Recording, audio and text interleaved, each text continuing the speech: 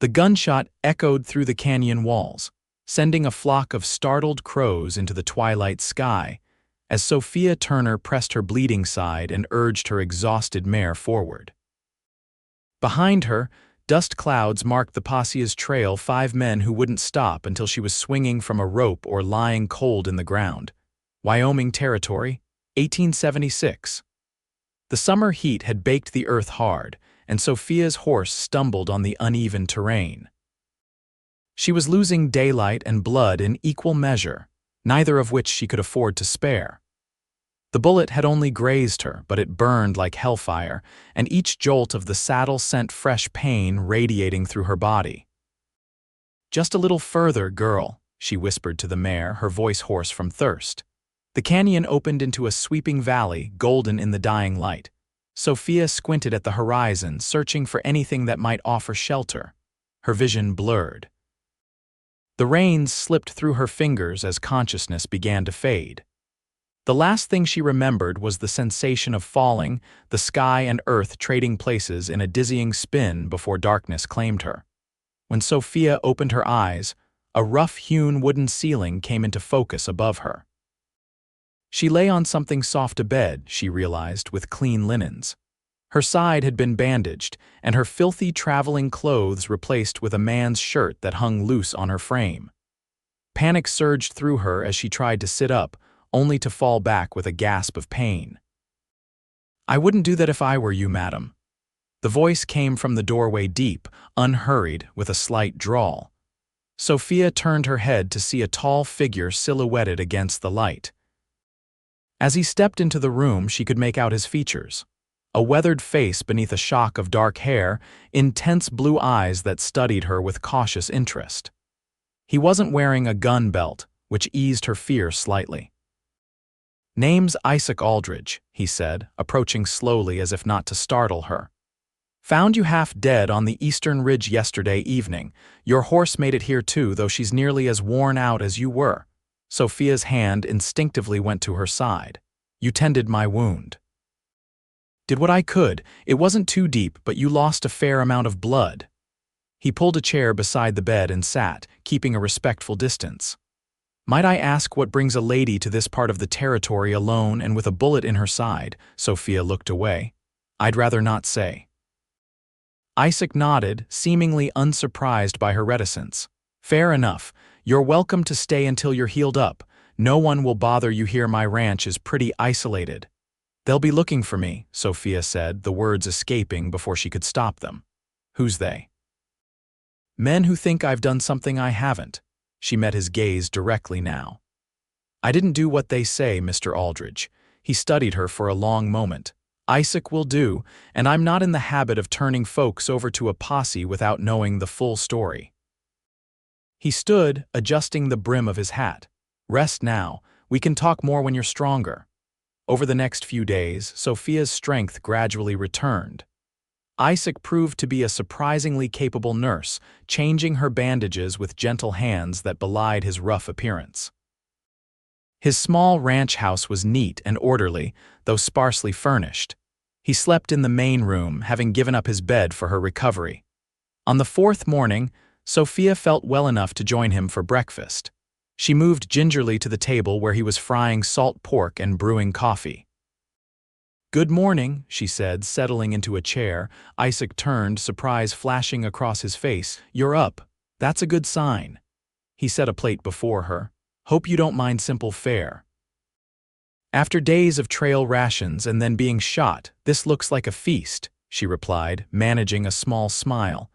They ate in comfortable silence for a while.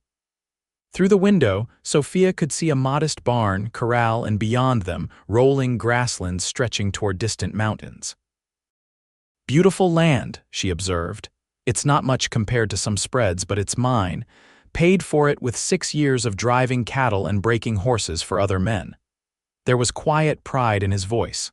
"Been here 3 years now. Got about 40 head of cattle, 6 horses including your mare, and enough garden to keep me fed." "You're here alone?" "Have a ranch hand, Manuel, who helps with the cattle, but he's visiting family in New Mexico Territory. Won't be back for another week." Isaac refilled her coffee cup. What about you? Where were you headed before? Whatever happened, happened? Sophia hesitated, tracing the rim of her cup with a finger. Nowhere specific, just away. Isaac didn't press. Instead, he said, well, you're welcome here until you're healed, and after that. He paused, seeming to choose his words carefully. Whatever you're running from, the road ahead doesn't have to be as hard as the one behind. Something in his tone made Sophia look up sharply. There was no pity in his eyes, only understanding that seemed to come from experience. How can you be sure? She asked. Can't be sure of much in this life, he admitted. But I've seen enough to know that most storms eventually pass given time. Later that day, Sophia ventured outside for the first time, settling on a bench beside the house. The Wyoming air was crisp and clean, carrying the scent of sage and pine from the distant foothills. She watched as Isaac worked in the corral, training a spirited young Mustang with patient, persistent movements. The horse was wary at first, circling and snorting, but Isaac never raised his voice or made a threatening gesture. Gradually, the animal's tension eased. By the end of the session, the Mustang was allowing Isaac to stroke its neck, nostrils flaring but no longer afraid. You have a way with them, Sophia commented when he joined her afterward. Animals are honest, Isaac replied, wiping sweat from his brow. They don't lie about what they're feeling or what they want, makes them easier to understand than most people. Is that why you live out here alone? A ghost of a smile crossed his face. Partly, but mostly I just prefer the quiet, he glanced at her. How's the wound today? Better, still sore but the fever's gone. Sophia pulled the borrowed shirt closer around her shoulders as a breeze picked up. I should be able to move on soon. I've imposed on your hospitality long enough. Where will you go? The question hung in the air between them. Sophia had been asking herself the same thing since she fled Missouri 3 weeks ago, with nothing but a hastily packed saddlebag and the clothes on her back. I don't know, she admitted. Somewhere they won't find me. Isaac considered her for a moment. You know, I could use some help around here, at least until Manuel returns. The garden needs tending and I'm not much of a cook. If you're willing to earn your keep, you could stay a while longer. Might give you time to figure out your next move. Sophia hesitated. Staying in one place was risky, but she was still weak, and the thought of facing the wilderness alone again made her shudder. Besides, there was something about Isaac, a steadiness, a quiet integrity that made her feel safe for the first time in months. All right, she said finally. I accept your offer, Mr. Aldridge, but only until I'm fully recovered. Isaac, he corrected with a nod, and you are. She realized she hadn't given him her name. Sophia Turner. Well, Sophia Turner, he said, extending his hand. Welcome to Raven Creek Ranch. They fell into an easy routine over the next week. Sophia took charge of the household tasks, finding comfort in the rhythm of domestic work. She discovered a well-stocked pantry and made use of the garden's bounty to prepare meals that were a definite improvement over Isaac's bachelor cooking. For his part, Isaac seemed grateful for both the company and the hot food, though he remained largely quiet, speaking only when necessary. One evening, as they sat on the porch watching the sunset paint the mountains gold and crimson, Isaac broke their companionable silence. There's a town about 20 miles south Clearwater. I need to ride in tomorrow for supplies. You're welcome to join me if you're feeling up to it. Sophia tensed. Are there many people there? Small place. Maybe 200 souls, has a general store, saloon, blacksmith, the usual. He seemed to sense her apprehension. If you're worried about being recognized, most folks there mind their own business. But if you'd rather stay here, I understand. Sophia weighed her options. Remaining at the ranch alone made her nervous, but venturing into town carried its own risks.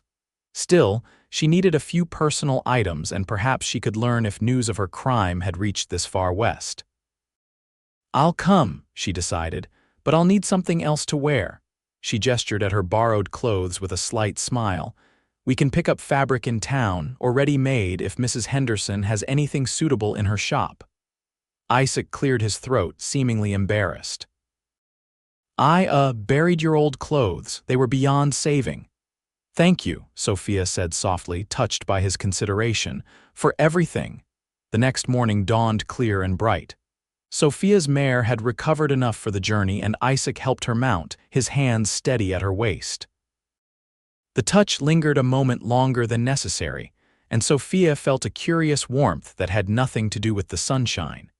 They rode side by side through rolling grasslands dotted with wildflowers. Sophia had spent most of her life in Missouri's more wooded terrain, and the vast openness of Wyoming both thrilled and intimidated her. The sky seemed endless, a perfect blue dome stretching from horizon to horizon. "It's beautiful here," she said, breaking a long silence. "So much space."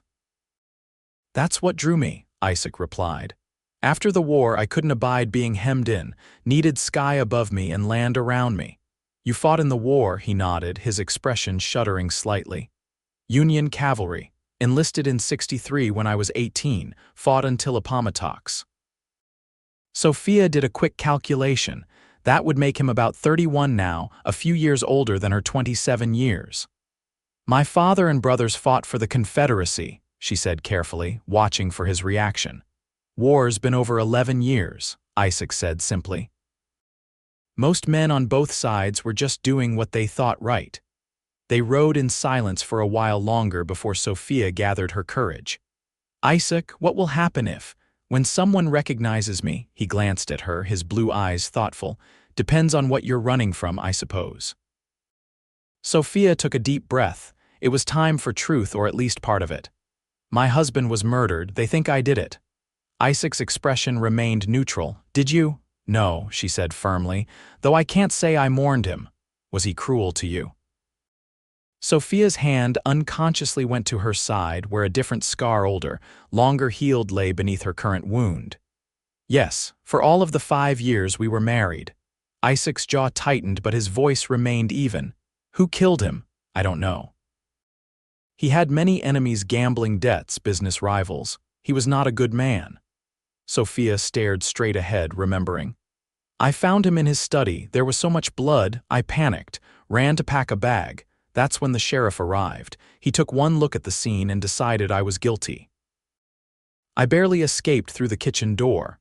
"You've been running ever since," she nodded. 3 weeks now. Changing names in each town, taking odd jobs when I could. Then in Cheyenne, someone recognized me from a wanted poster. I barely got out before they caught me." Isaac considered this information. "That explains the bullet wound. Sheriff's deputy. He was a poor shot, thankfully." They crested a small rise, and the town of Clearwater came into view in the valley below a single main street with buildings clustered around it, a white church steeple rising above the other structures. Isaac reined his horse to a stop. "Listen, Sophia, when we get to town, let me do the talking. You're my cousin from back east, come to help with the ranch while Manuel's away, if anyone asks." Sophia felt a rush of gratitude. "You believe me, then, that I didn't kill him?" "I believe you deserve a chance to prove your innocence," he said carefully. "And I don't hold with hanging women without a fair trial, guilty or not." It wasn't quite the vindication she'd hoped for, but it was more than anyone else had offered since her flight began. Clearwater proved to be a dusty but orderly frontier town. Several people greeted Isaac by name as they rode down the main street, regarding Sophia with undisguised curiosity. Isaac responded with polite nods, but didn't stop to introduce her, for which she was grateful. They hitched their horses outside the general store, a 2-story building with a wooden sign proclaiming Henderson's Mercantile and Dry Goods. Isaac helped Sophia down, his hands lingering at her waist again in a way that sent an unexpected shiver up her spine. "You all right?" he asked, noticing her reaction. "Just a little sore still," she lied, flustered by her body's response to his touch. Inside, the store was cool and dim after the bright sunshine. Shelves lined the walls, stocked with everything from tools to tinned foods to bolts of fabric. A plump, cheerful woman in her 50s looked up from behind the counter. "Isaac Aldridge, twice in 1 month must be a special occasion." Her gaze fell on Sophia, eyes widening with interest. "Mrs. Henderson," Isaac greeted her, removing his hat. "This is my cousin, Miss Sophia. She's staying at the ranch for a spell." "A pleasure, dear," Mrs. Henderson said, though her expression held a knowing look that made Sophia blush. "We don't see many new faces in Clearwater, especially not pretty ones." "Thank you for the welcome," Sophia replied, adopting a slight Eastern accent. "I'm afraid I arrived with very little luggage. I was hoping you might have some appropriate clothing." While Mrs. Henderson helped Sophia select 2 ready-made dresses, undergarments, and various toiletries, Isaac gathered his ranch supplies. Sophia was acutely aware of his presence across the store, his tall frame moving efficiently between shelves. There was an unexpected grace to his movements that belied his rugged appearance. "Your cousin seems like a fine gentleman, Mrs. Henderson remarked quietly as she wrapped Sophia's purchases in brown paper. "Been here 3 years and never caused a lick of trouble. Keeps to himself mostly, though plenty of local girls have tried to catch his eye." "Is that so?" Sophia murmured, unsure how to respond. "Oh yes. But he's been alone since he arrived. Some say he left a sweetheart back east." Mrs. Henderson leaned closer. "Others say he's nursing a broken heart." Before Sophia could reply, Isaac joined them at the counter with his own selections. "Just add it to my account, Mrs. Henderson. I'll settle up at the end of the month as usual." "Of course, Isaac. And will you two be staying for the social tonight? The whole town's gathering at the church hall. Nothing fancy, just music and dancing to celebrate the harvest." Isaac glanced at Sophia questioningly. "Oh, I don't think," Sophia began. "We'd be delighted," Isaac interrupted, surprising her, "if Miss Sophia feels up to it after our ride back to the ranch." After leaving the store, they visited the blacksmith to arrange for new shoes for one of Isaac's work horses, then stopped at the telegraph office. Sophia waited outside, nervously scanning the street while Isaac sent a message. "Everything all right?" she asked when he emerged. "Just business," he replied, helping her back onto her mare. "Are you hungry? We could get a meal at the hotel before heading back." The prospect of a proper restaurant meal was tempting after weeks on the run, but Sophia shook her head. "I'd rather not linger in town." Isaac nodded in understanding. "We'll head back then, but I meant what I said about the social. Might do you good to have an evening of normal company." "Normal company," Sophia repeated. "I'm a fugitive accused of murder, riding with a man I barely know, pretending to be his cousin." "What part of that is normal?" A smile tugged at the corner of Isaac's mouth. "When you put it that way, not much. But sometimes acting like things are normal is the first step to finding a new normal." On the ride home, Sophia considered his words. The idea of a new normal was appealing, perhaps dangerously so. She'd grown comfortable at Raven Creek Ranch in just a short time, falling into domestic patterns that felt both foreign and familiar. The war and her subsequent marriage to Henry Turner had robbed her of the simple pleasures of home and hearth. Now, in this unexpected haven, she found herself yearning for things she'd long ago stopped believing were possible. But the wanted posters bearing her name and likeness were still circulating. The news still waited if she were caught. And even Isaac's protection would have its limits if the law came calling with concrete evidence of her supposed guilt. That afternoon, as Sophia tried on one of her new dresses, a modest blue calico with white trim, she studied her reflection in Isaac's small shaving mirror. The woman looking back at her seemed like a stranger, cleaner, healthier, and somehow younger than the desperate fugitive who'd collapsed on Isaac's land just over a week ago. She emerged from the bedroom to find Isaac freshly shaved and wearing a clean shirt, his usually wild hair somewhat tamed. "You look," he began, then seemed at a loss for words. "Presentable?" Sophia suggested with a small smile. "Beautiful," he finished quietly, the word hung between them, honest and unadorned. Sophia felt heat rise to her cheeks and looked away first. "We should go if we're to make it before dark," she said, breaking the moment. The church hall was decorated with autumn harvest's pumpkins, corn shocks, and bundles of wheat arranged artfully around the room. Lanterns cast a warm glow over the gathering, and a small group of musicians played lively tunes in one corner. Nearly everyone from town seemed to be there, from gray-haired elders to toddlers running between the adults' legs. Sophia felt eyes on them as they entered, but Isaac's steady presence beside her gave her courage. He introduced her as his cousin to those who asked, and most seemed to accept the story without question, though she noticed a few speculative glances. "Would you care to dance?" Isaac asked after they'd been there about an hour observing from the sidelines. Sophia hesitated. "I haven't danced in years." "Neither have I," he admitted, "but I reckon it's like riding a horse the body remembers." The musicians had struck up a waltz, slower and more intimate than the reels that had come before. Isaac led her to the floor, one hand settling at her waist, the other clasping hers. At first, they moved stiffly, both hyper-aware of the physical contact. But gradually, as the music washed over them, their movements became more fluid, more natural. "You dance well for a rancher," Sophia observed. "My mother insisted all her sons learn, said even cowboys should know how to behave in civilized company." A shadow crossed his face. "She died during the war. Fever took her and my youngest brother both." "I'm sorry," Sophia said softly. "My mother died when I was 16, childbirth. The baby didn't survive either." Isaac's hand tightened slightly at her waist. "Seems we've both seen our share of loss." "Yes," she agreed. "Though some losses are easier to bear than others." The music shifted, becoming more melancholy. Around them, other couples swayed, lost in their own worlds. For a few precious minutes, Sophia allowed herself to forget her precarious situation, to simply exist in the moment with this man whose quiet strength had become her sanctuary. As the dance ended, Isaac didn't immediately release her.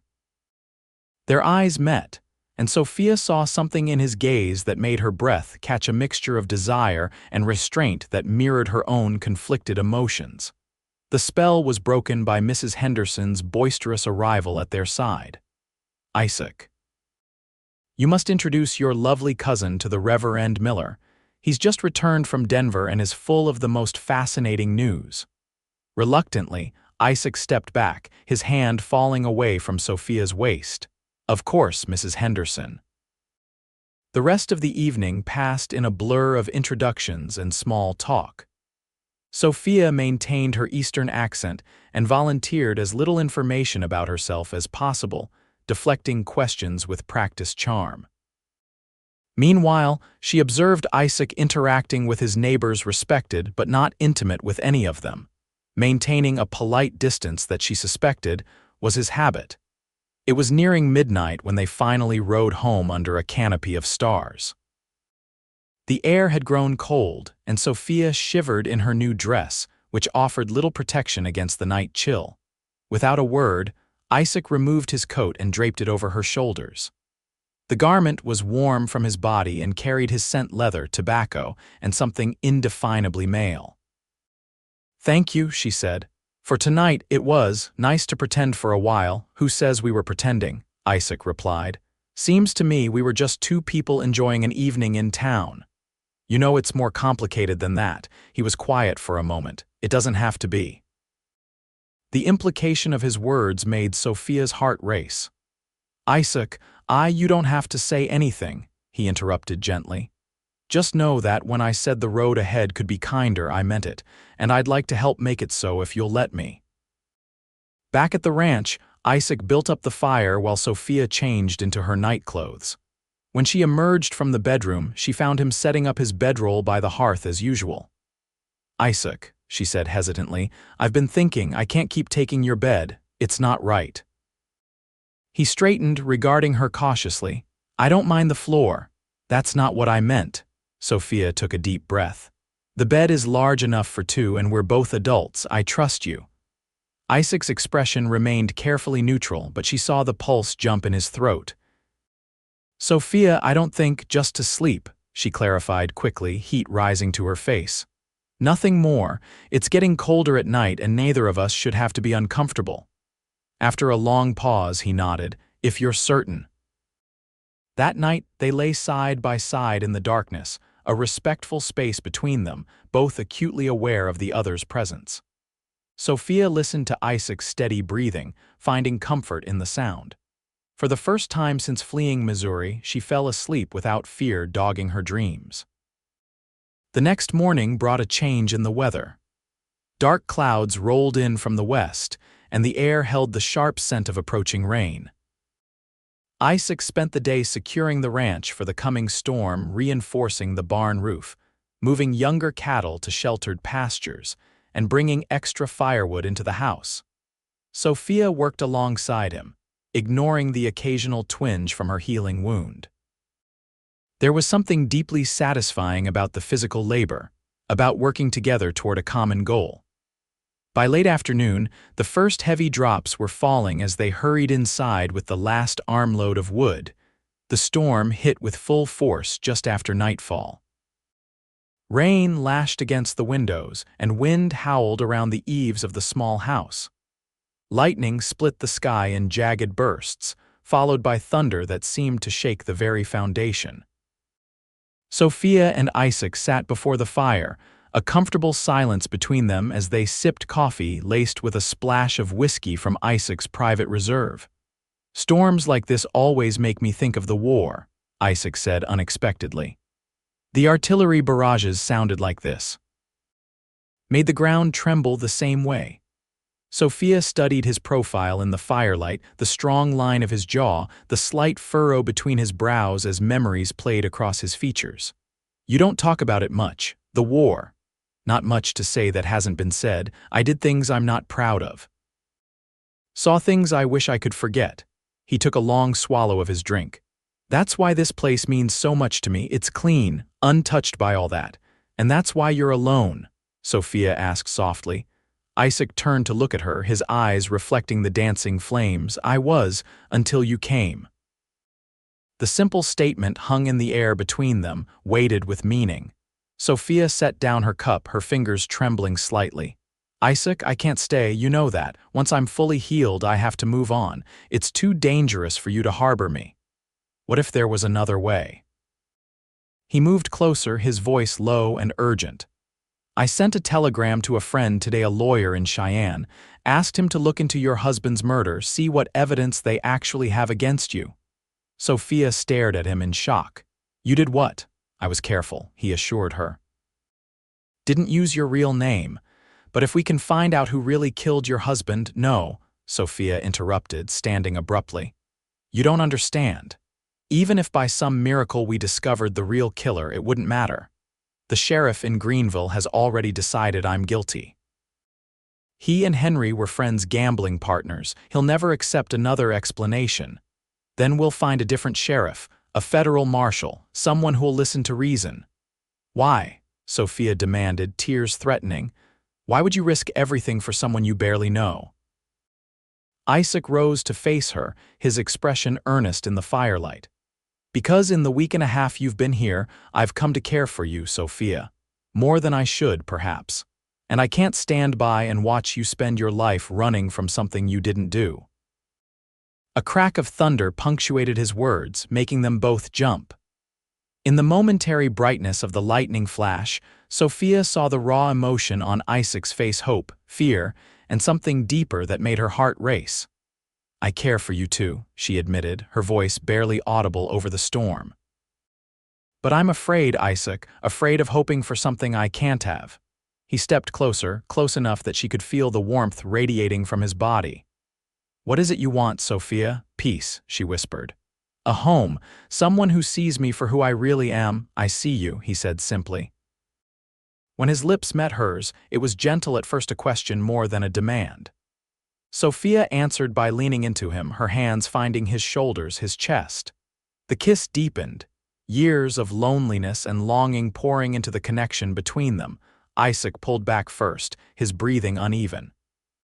"Sophia, I don't want you to think," she silenced him with another kiss, more insistent this time. "I know what I want, Isaac. For tonight, at least, let me have this." They made love as the storm raged outside, finding in each other a shelter more secure than any walls could provide. Afterward, lying in his arms, Sophia felt both completely vulnerable and strangely protected. Isaac traced lazy patterns on her bare shoulder, his touch reverent. "I've never." He began, then hesitated. "That is, it's been a very long time." Sophia smiled against his chest, oddly touched by his awkwardness. "For me as well, my husband and it wasn't like this." Isaac's arms tightened around her. "He hurt you." It wasn't a question, but Sophia answered anyway. "Yes, in many ways." "If he weren't already dead, I'd kill him myself," Isaac said, his voice hard. "And then you'd be the one running," Sophia pointed out. "Like me." "Maybe we could run together," he suggested, pressing a kiss to her forehead. "Don't tease about such things." "I'm not teasing." Isaac propped himself up on one elbow, looking down at her with serious eyes. "Sophia, I know it's fast crazy even, but I've never felt this way about anyone. If clearing your name isn't possible, then we'll go somewhere no one knows us, California, or up to Canada." Sophia shook her head, though her heart leapt at the idea. "I can't let you throw away everything you've built here. This land means too much to you." "You mean more," he said simply. The storm began to abate around dawn, the thunder growing distant, the rain softening to a gentle patter. Sophia drifted in and out of sleep, cocooned in warmth and Isaac's embrace. For the first time in years, she allowed herself to imagine a future that held something other than fear and loneliness. But as the gray light of morning filtered through the window, reality began to reassert itself. No matter how much they might wish it, love couldn't erase the fact that she was a wanted woman. Sooner or later, her past would catch up with her. Isaac seemed to sense the direction of her thoughts. "Don't," he murmured sleepily, pulling her closer. "Don't start worrying yet. We have time to figure this out." "Do we?" Sophia asked softly. His answer was interrupted by the distant sound of hoofbeats approaching the ranch, multiple riders, moving fast. Isaac was out of bed in an instant, pulling on his clothes and reaching for the rifle he kept by the door. "Stay inside," he ordered, suddenly all business. "If there's trouble, there's a trapdoor under the rug in the bedroom, root cellar below. Hide there if you need to." Sophia nodded, quickly dressing in the clothes Isaac had lent her rather than her more conspicuous dress. Through the window, she could see 4 riders approaching 3 men in ordinary clothes and one wearing what looked like a lawman's badge. Her blood ran cold. "They've found me." Isaac checked his rifle, his expression grim. "We don't know that for sure. Could be something else entirely." But his tone suggested he didn't believe it. "Isaac, you can't fight them. Not 4 armed men. I'm not giving you up without knowing why they're here." He moved to the door. "Stay back, Sophia. Let me handle this." Heart pounding, Sophia watched through the window as Isaac stepped onto the porch, rifle held casually but ready. The riders slowed as they approached, spreading out slightly in a manner that raised the hairs on the back of her neck. She'd seen that formation before, men preparing for potential resistance. "Morning, gentlemen," Isaac called, his voice carrying clearly through the rain-washed air. "What brings you out this way after such a storm?" The man with the badge, a sheriff, judging by his star, urged his horse forward. "Looking for a fugitive, Mr. Aldridge. Woman named Sophia Turner, wanted for the murder of her husband back in Missouri. Got word she might be in these parts." "That's so," Isaac replied, his posture relaxed but alert. "Don't recall seeing any strangers round here lately, except for my cousin from back east. She's been helping out while my regular hand is away." The sheriff exchanged glances with one of his companions. "That would be the lady you brought to the social last night. Mrs. Henderson mentioned her." "Miss Sophia Harrison," Isaac corrected smoothly. "My mother's sister's daughter, been with me about a week now." Inside the house, Sophia's mind raced. They didn't seem to have a definitive identification yet, just suspicions. If she could maintain the cousin deception, perhaps they would move on.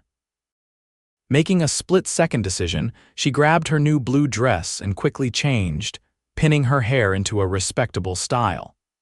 Taking a deep breath to calm her nerves, she opened the door and stepped onto the porch beside Isaac. "Good morning," she said, adopting her Eastern accent and what she hoped was an expression of innocent curiosity. "Is everything all right, cousin?" Isaac's jaw tightened momentarily, but he played along. "These men are looking for someone, Sophia, a fugitive from Missouri." "How dreadful," she replied, turning to the sheriff with wide eyes. "I do hope you find whoever you're seeking, sir. Crime must not go unpunished, as my dear father always says." The sheriff studied her face intently. "Madam, would you mind telling me what brings you all the way out here from the east?" "My health, primarily," Sophia improvised. "The doctors recommended mountain air for my weak lungs. And after my fiancé broke our engagement so cruelly, I simply couldn't bear another Boston winter surrounded by gossip." She allowed a hint of embarrassment to color her tone. "I'm afraid I've imposed terribly on Cousin Isaac's hospitality." One of the other men, a rough-looking character with a scar across his cheek, spat tobacco juice onto the muddy ground. "She don't look like the woman on the poster, Sheriff. This one's too proper-like." The sheriff remained skeptical. "When did you arrive in Wyoming, Miss Harrison?" "Just over a week ago," Sophia replied without hesitation. "I came by train as far as Cheyenne, then by stagecoach to Clearwater.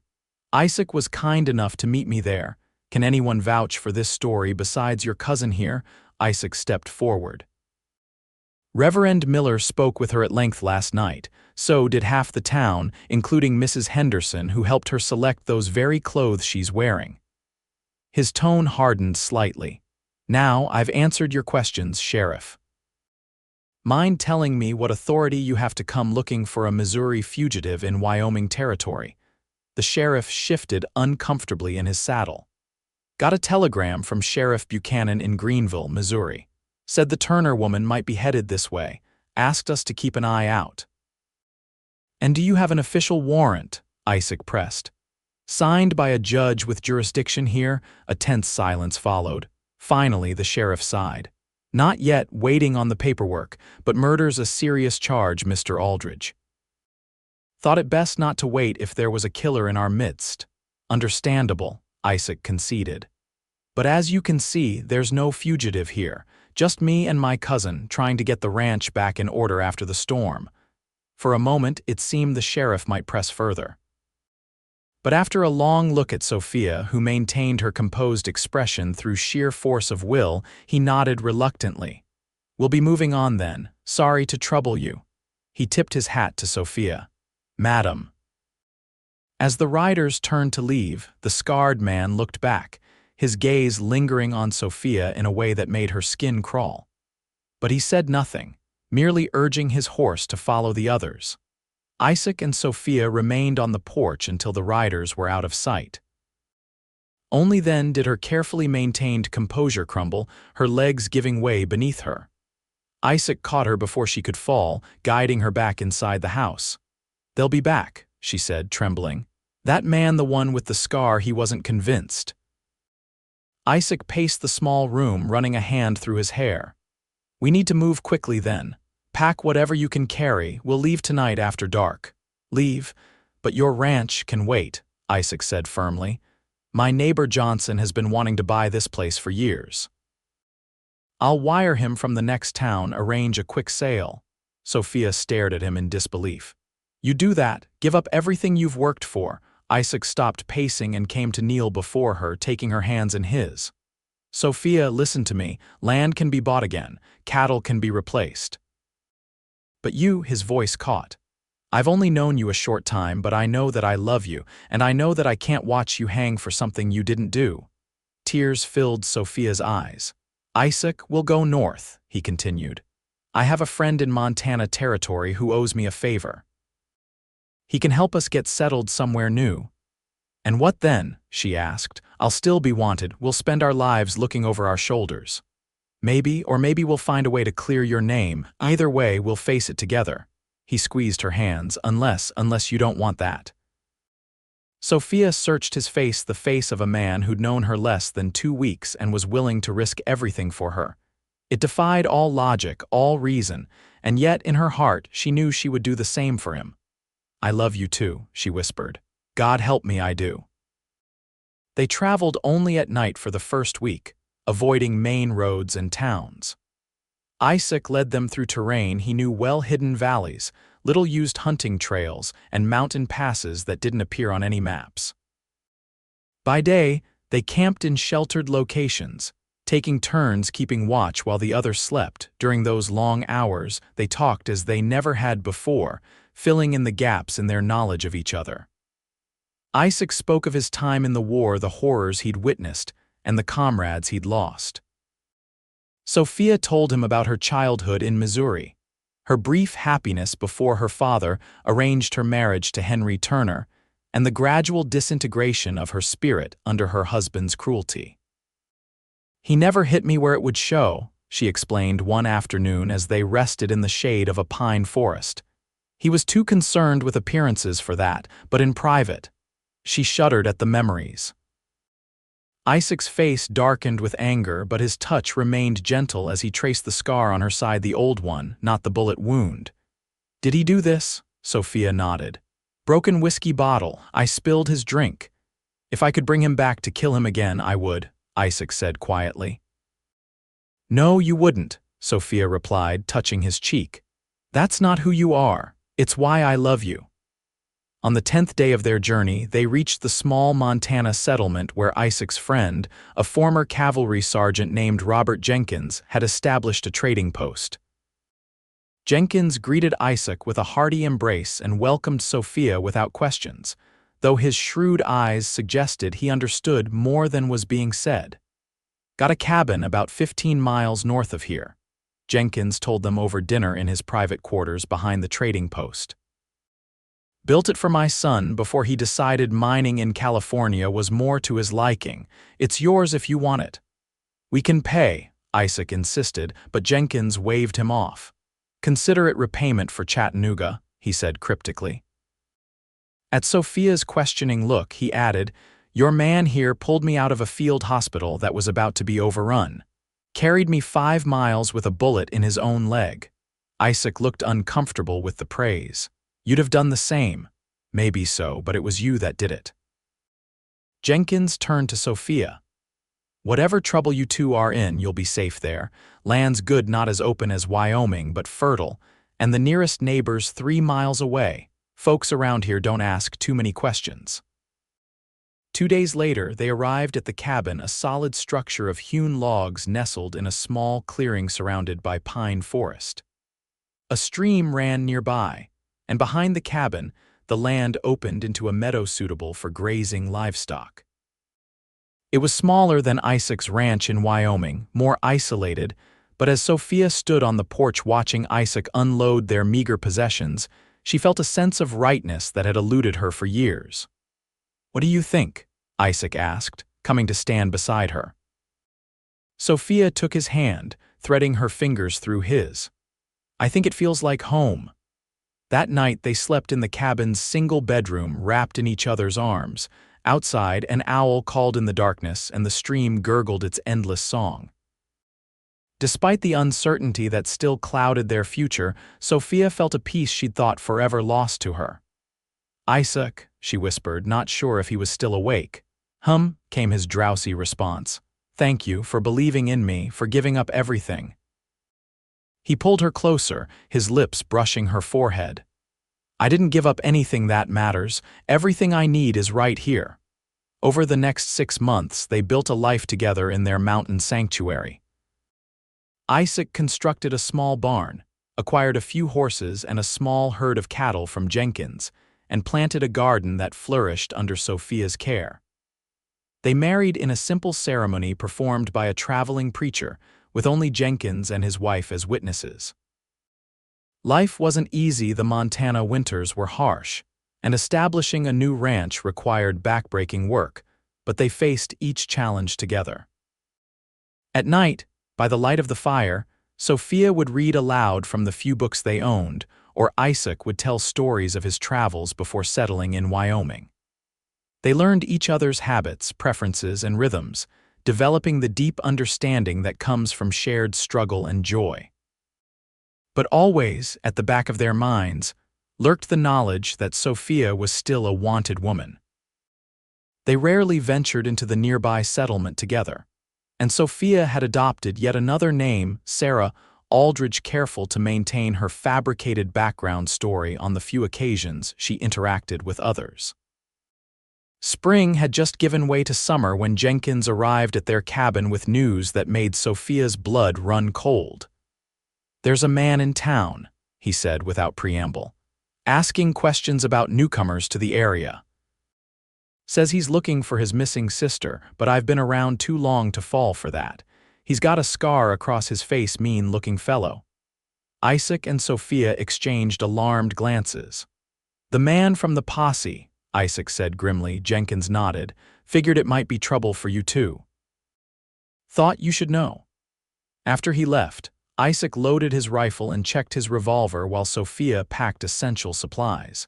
They had prepared for this possibility, maintaining a cache of food and equipment in a cave a half-day's ride deeper into the mountains.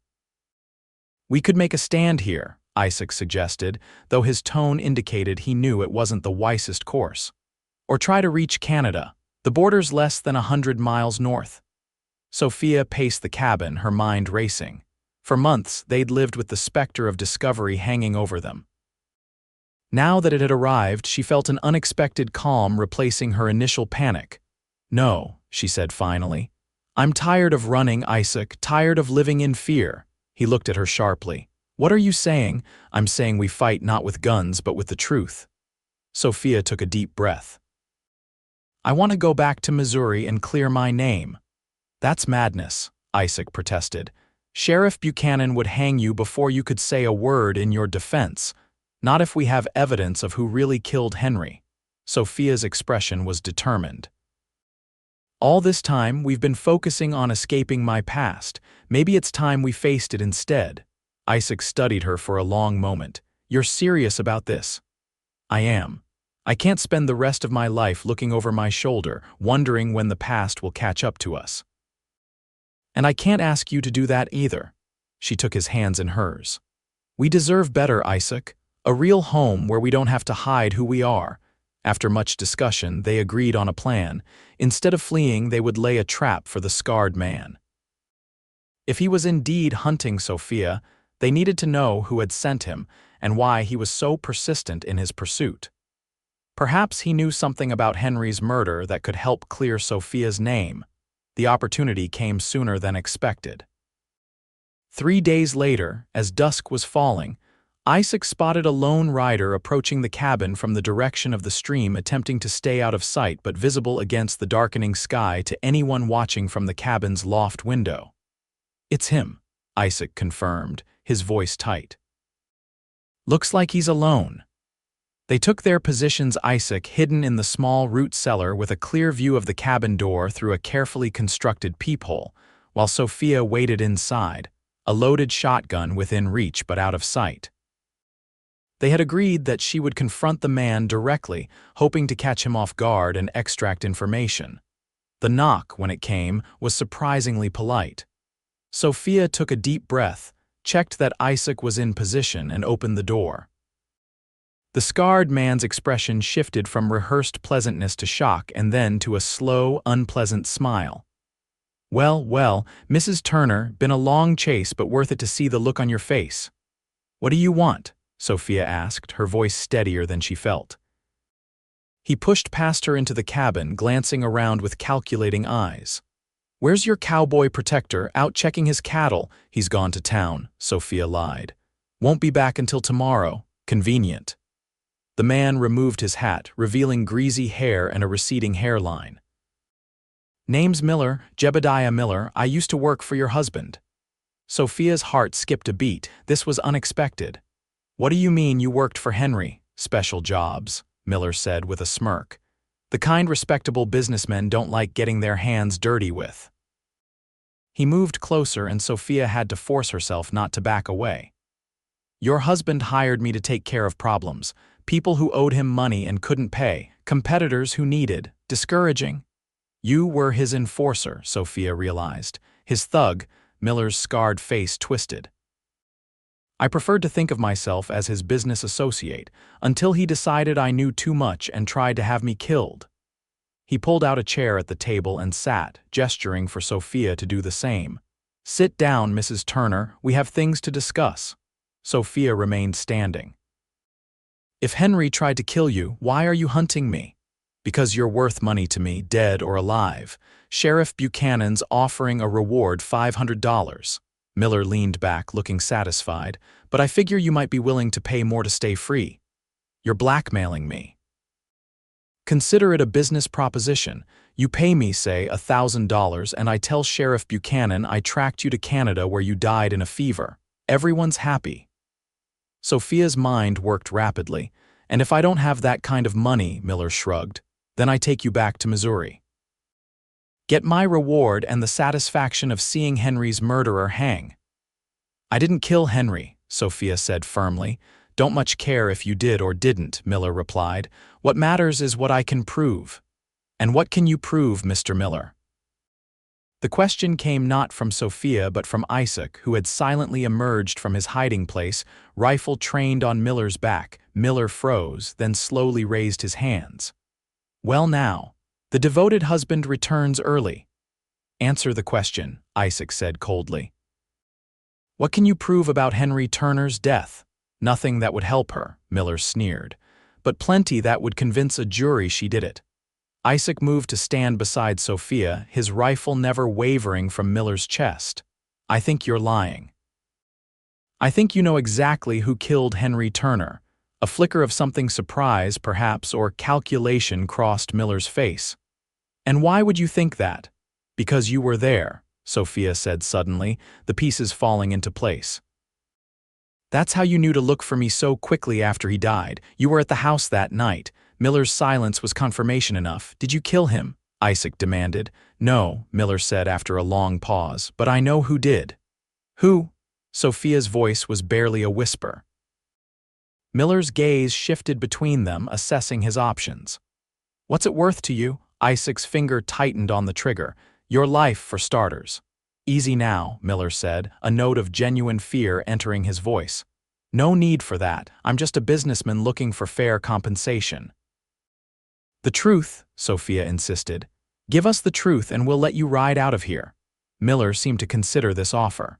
"Sheriff Buchanan killed your husband, Mrs. Turner, shot him in his study while I watched." The revelation hit Sophia like a physical blow. Buchanan. "But he was Henry's friend." "Friend?" Miller laughed harshly. "They were partners in more than gambling. Buchanan helped Henry launder money from his less legitimate enterprises through the county treasury. In return, he got a cut of the profits and protection from certain investigations that might have ended his career." "So why kill him?" Isaac asked. Henry got greedy, started skimming more than his share. "Buchanan found out and confronted him that night. I was there for a different job, but I witnessed the whole thing." Miller's expression turned sly. "And Buchanan saw me. We made a deal I'd help him pin the murder on you, Mrs. Turner, and he'd forget he ever saw me. Plus the reward money, of course." Sophia sank into a chair, her legs suddenly unable to support her. "All this time, I've been running from a lie. Can you prove any of this?" Isaac asked Miller. "Maybe." Miller's confidence seemed to be returning now that immediate death appeared less likely. Henry kept records of all his dealings, including those with Buchanan, hidden compartment in his desk. If those records still exist, they'd show the connection between them. Motive for murder. Isaac and Sophia exchanged glances. If Miller was telling the truth, those records could be the key to clearing Sophia's name. But retrieving them would mean returning to the place she had fled in terror, Henry Turner's house in Greenville, Missouri. "One more question," Sophia said, fixing Miller with a hard stare. "Why did you keep hunting me after all this time? Surely the reward wasn't worth months of searching." Miller shifted uncomfortably. "Buchanan's desperate. Said if I didn't find you, he'd pin another murder on me, a storekeeper who saw too much. I ain't going to hang for something I didn't do." The irony of his statement wasn't lost on any of them. In the end, they struck a deal with Miller. He would lead them back to Greenville by a safe route and help them recover the hidden records. In exchange, they would give him enough money to start fresh elsewhere, far from both Buchanan's reach and theirs. Why should we trust him? Isaac asked Sophia later that night as they made preparations for the journey. Miller was secured in the barn, comfortable but under guard. We shouldn't, Sophia replied honestly, but his story makes sense. Henry and Buchanan were always closeted together, discussing county business. And Buchanan was at our house the night Henry died. I saw his horse tied outside when I fled. Isaac pulled her into his arms. This is dangerous, Sophia. If anything happened to you, I know, she said, resting her head against his chest. But I can't live in the shadows forever, Isaac. I want a real life with you children, a home where we can put down roots without fear. This may be our only chance. The journey back to Missouri took nearly a month. They traveled carefully, avoiding main routes and towns where Miller might be recognized. Despite his initial reluctance, Miller proved to be a useful guide, familiar with hidden trails and remote campsites from his years as a fugitive enforcer. As they moved east, Sophia's anxiety grew. Each mile brought them closer to the place where her nightmare had begun, to the man who had murdered her husband and tried to frame her for the crime. Sometimes at night, she would wake in a cold sweat, convinced that returning was a terrible mistake. But Isaac's steady presence beside her gave her courage to continue. They reached Greenville in late September. The town looked much as it had when Sophia fled, the same buildings lining the main street, the same church steeple rising above the treetops. Only now, seeing it through Isaac's eyes, did she realize how stifling and small it truly was. Following Miller's suggestion, they made camp in an abandoned hunting cabin a few miles outside town. The plan was simple but dangerous.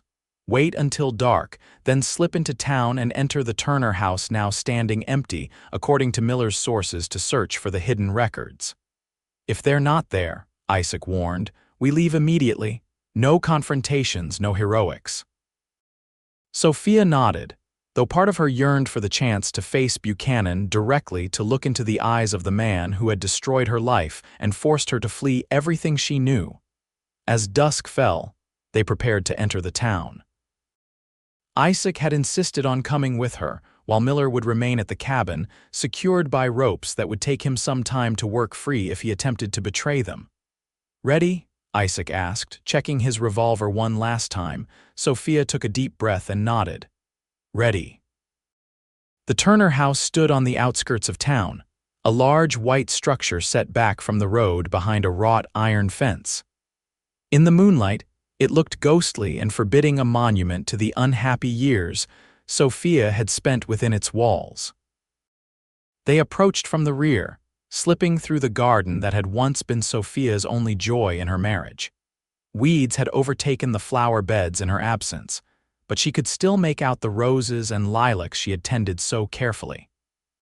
The back door was locked, but Isaac made quick work of it with tools he'd brought for the purpose. Inside, the house was dark and silent, draped in dust cloths like a mausoleum.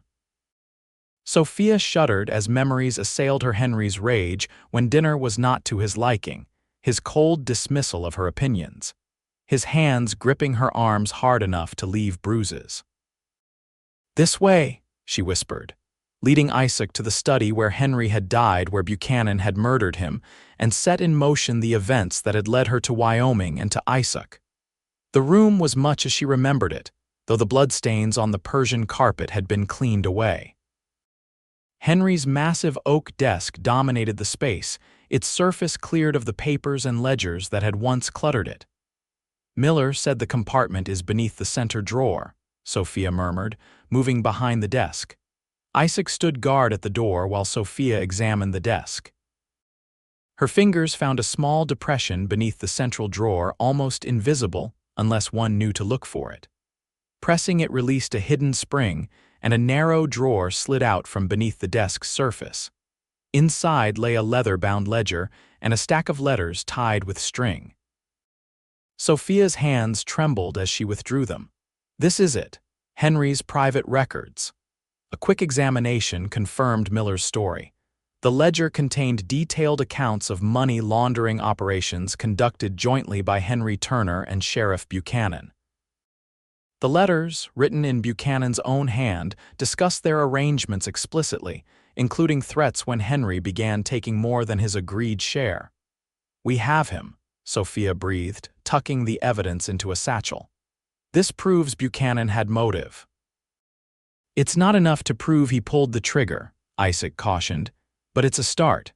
Now let's get out of here before the sound of the front door opening froze them both." Heavy footsteps crossed the entrance hall, accompanied by the distinctive jingle of spurs. "Someone's here," Isaac whispered, drawing his revolver. "Hide." Sophia ducked behind a heavy curtain as Isaac positioned himself beside the study door. The footsteps approached, unhurried and confident, someone who believed they had every right to be in the house. The study door swung open, and a lantern cast its glow into the room. Sheriff Buchanan stood in the doorway, his bulk filling the frame. He'd aged since Sophia had last seen him, his hair grayer, his jowls heavier, but the cold eyes were the same. "I know you're in here," Buchanan called out, setting the lantern on a side table. "Miller told me you'd be coming. Did you really think he'd honor your deal when I'm offering more?" Sophia's heart sank. Miller had betrayed them after all. "The difference is," Buchanan continued, drawing his pistol, "I'm not interested in taking you back alive, Mrs. Turner. Too many complications that way. A clean shooting while apprehending a fugitive is much neater." Isaac moved like lightning, stepping from his hiding place and pressing his revolver to the back of Buchanan's head. "Drop the gun, Sheriff." Buchanan froze, then slowly lowered his weapon to the floor.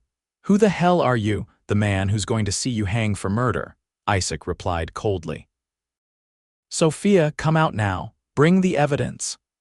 Sophia emerged from behind the curtain, clutching the satchel containing the ledger and letters. Seeing her, Buchanan's face contorted with rage and fear. "You've made a mistake coming back, Sophia," he snarled. "No one will believe a fugitive over the town sheriff." "They will when they see these," Sophia countered, patting the satchel. "Your letters to Henry. The ledger detailing every transaction, your motive for killing him laid out in black and white." Buchanan lunged suddenly, knocking Isaac's arm aside and making a grab for his gun. The two men crashed into Henry's desk, sending books and ornaments clattering to the floor. Sophia backed away, searching desperately for a weapon as the men grappled.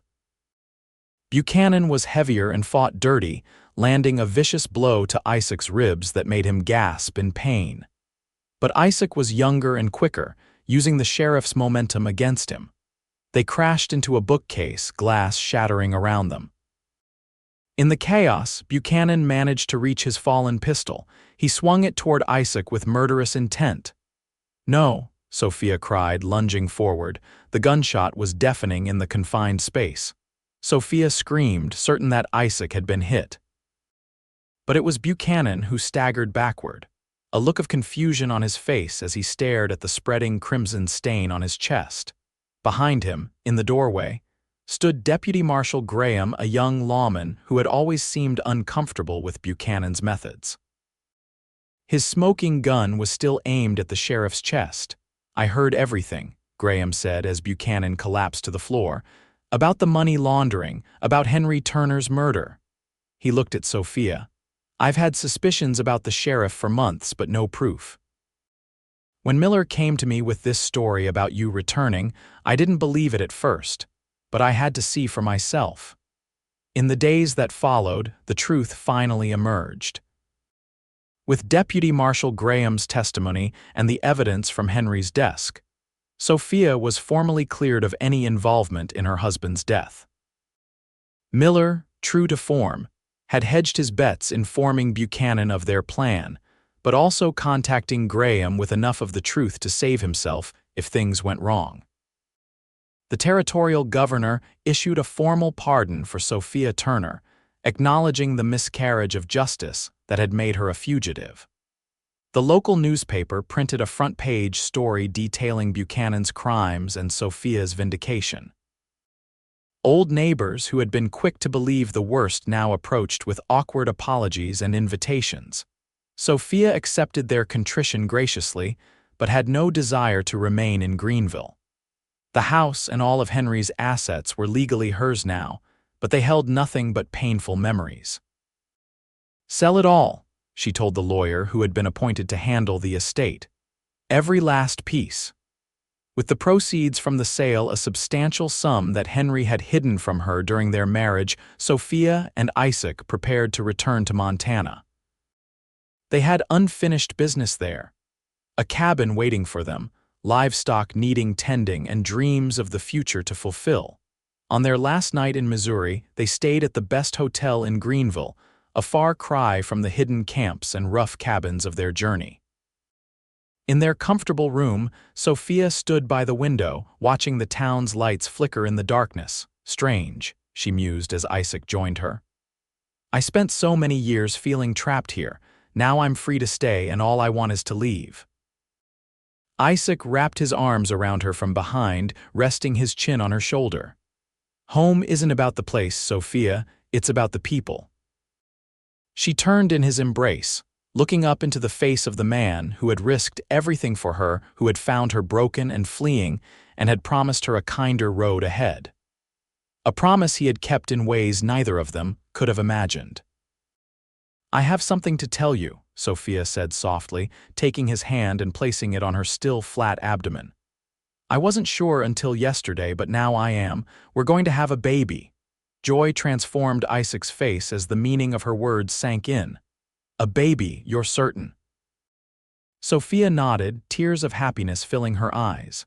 "Due in the spring, I think. Our child will be born free, Isaac, free of shadows, free of fear." Isaac pulled her close, his own eyes suspiciously bright. "I love you, Sophia Aldridge, more than I have words to say." "Show me," she whispered, rising on her toes to kiss him. And he did, with a tenderness that spoke of all they had overcome and all that awaited them on the road ahead, a road they would travel together. The journey back to Montana was easier than their flight from Wyoming had been. They traveled openly now, no longer fugitives but a married couple returning home, with a future stretching bright before them. In each town they passed through, Sophia marveled at the simple pleasure of using her real name, of walking down a street without looking over her shoulder in fear. When they finally crested the rise that revealed their cabin nestled in its sheltered clearing, Sophia felt a surge of emotion so powerful it nearly overwhelmed her. This modest homestead, built with Isaac's hands and maintained through their shared determination, represented everything she had once believed impossible: safety, freedom, love. "Welcome home, Mrs. Aldridge," Isaac said, squeezing her hand as their horses picked their way down the slope. "Home," Sophia echoed, the words sweet on her tongue. "I like the sound of that." In the years that followed, Raven Creek Ranch flourished under their care. Isaac expanded the cabin, adding rooms for their growing family, first a daughter they named Elizabeth after Isaac's mother, then twin boys who arrived with the spring thaw 2 years later. The herds grew, the garden expanded into a proper farm, and a small community of like-minded settlers gradually formed in the surrounding valley. Sophia's past remained a part of her story, but no longer defined her days. Sometimes she would tell her children about the grandmother they would never know or the garden she had tended in Missouri. But more often, she spoke of the future of the lives they would build, the choices they would make, the world that awaited them beyond the mountains. On the 10th anniversary of the day, Isaac had found her bleeding and desperate on his land. They sat together on the porch of their now substantial home, watching their children play in the yard with the newest addition to their family, a spirited pup from their old cattle dog's last litter. "Do you ever wonder what would have happened if you hadn't found me that day?" Sophia asked, leaning her head on Isaac's shoulder. Isaac was silent for a moment, his arm tightening around her. "I try not to think about it," he admitted finally. "Some things are too dark to contemplate." Sophia understood. They had both stared into that darkness, had walked through it hand in hand, emerging stronger on the other side. "I'm glad you made me that promise," she said instead. "About the road ahead being kinder." Isaac smiled, turning to press a kiss to her forehead. "Easiest promise I ever kept," he murmured. All I had to do was love you." As the sun set behind the mountains, painting the valley in shades of gold and purple, Sophia Aldridge looked at the life she and Isaac had built together at their children, their home, their land, and knew with absolute certainty that the road ahead would continue to be kind, not because the journey would always be easy, but because they would travel it together. The end.